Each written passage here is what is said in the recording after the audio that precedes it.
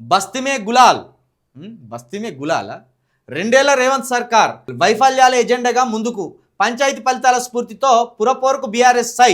రంగంలోకి కేటీఆర్, హరీష్. మున్సిపాలిటీల వారీగా ఇన్ఛార్జీలు, సమన్వయకర్తల నియామకం. కాంగ్రెస్ సర్కార్ పురపోరుకు సైరన్. బీఆర్ఎస్ బస్తీమే గులాల్ అంటున్నది. గ్రామ పంచాయతీ ఎన్నికల ఫలితాలు ఇచ్చిన స్ఫూర్తితో బల్దియాలో జయకేతనం ఎగురవేస్తామనే ధీమాతో కార్యాచరణ రూపొందించుకున్నది. బీఆర్ఎస్ అధినేత కేసీఆర్ ఆదేశంతో పార్టీ వర్కింగ్ ప్రెసిడెంట్ కేటీఆర్, మాజీ మంత్రి హరీష్ రావు అటు తెలంగాణ భవన్ కేంద్రంగా ఇటు మున్సిపాలిటీల వారీగా క్షేత్రస్థాయి పోరుకు పార్టీ శ్రేణులను సన్నద్ధం చేస్తున్నారు. ఉమ్మడి జిల్లాల వారీగా మాజీ మంత్రులు, ఎమ్మెల్యేలు, మాజీ ఎమ్మెల్యేలు, ఆయా పురపాలక సంఘాలు మాజీ చైర్మన్లు మున్సిపాలిటీలో తిష్ట వేసి ప్రచారానికి సిద్ధమయ్యారని ఇక్కడ ఒక వార్తనైతే రాసుకొచ్చింది.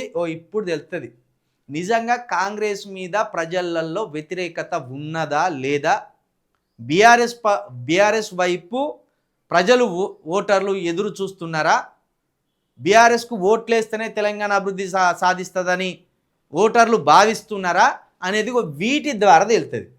మొన్న గ్రామ పంచాయతీ ఎన్నికలు ఎట్లుంటాయంటే ఆ గ్రామంలో అభ్యర్థులకు ఉన్న పేరును బట్టి, వాళ్ళకున్న సానుభూతిని బట్టి అక్కడ ఓటర్లు ఓట్లేస్తారు.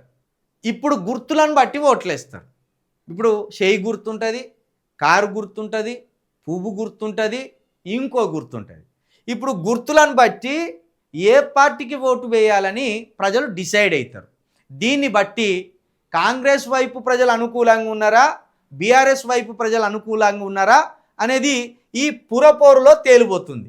దీన్ని బట్టి అటు కాంగ్రెస్ ఏం డిసైడ్ కావాలి, ఇటు బీఆర్ఎస్ ఏం డిసైడ్ కావాలనేది కూడా ఈ ఫలితాలను బట్టి ఒక క్లియర్ కట్ ఆలోచనకు ఈ పార్టీలు వస్తారు, ప్రజలు కూడా వస్తారు. కాబట్టి ఇప్పుడు పురపోర్ అనేది రెండు పార్టీలకు చాలా కీలకమైన ఎన్నికగానే పరిగణించాలి. బీఆర్ఎస్ ఏమంటుంది, 2 సంవత్సరాలుగా తెలంగాణను గత్తర పారేసింది కాంగ్రెస్ పార్టీ, అవినీతిలో కూరుకుపోయింది, అక్రమాలకు పాల్పడుతున్నది, ప్రజలను ఇబ్బందుల పాలు చేస్తున్నదని బీఆర్ఎస్ అంటారు.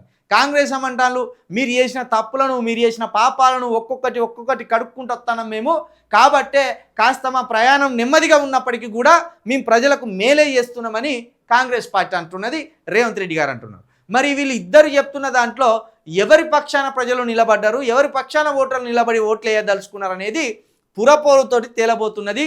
ఈ రెండు పార్టీలకు, ముఖ్యంగా కాంగ్రెస్కు, బీఆర్ఎస్కు ఈ పురపోరు అనేది ఒక అగ్ని పరీక్ష అని చెప్పాలి. ఈ అగ్ని పరీక్షలో నిజంగా ఏ పార్టీ వైపు ప్రజలు నిలబడతారనేది కూడా తేలబోతున్నది.